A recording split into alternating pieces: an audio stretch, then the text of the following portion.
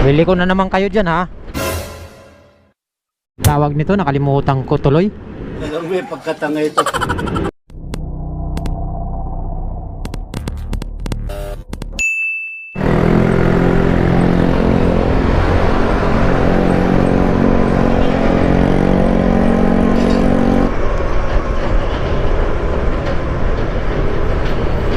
Bili ko na naman kayo dyan ha.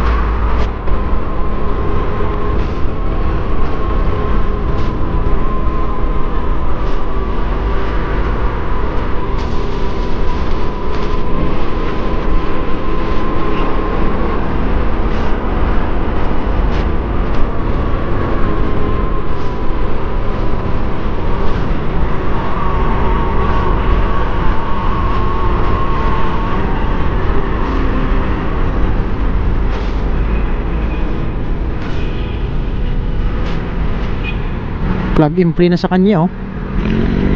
Plug and play na. Ganda ng Aerox ni Sir ah. Plug and play na yung version 2 niya.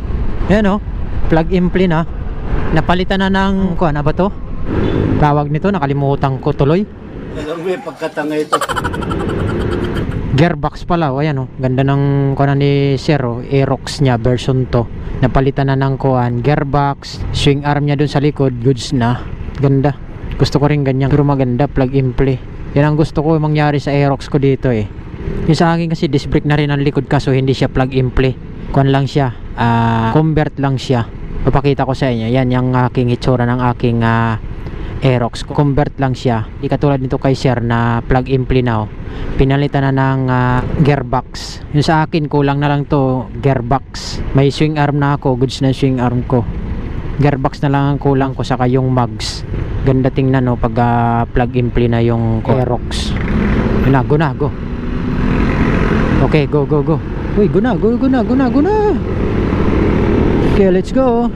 Nauna na si Sir oh. Ayun oh. Unahan na natin.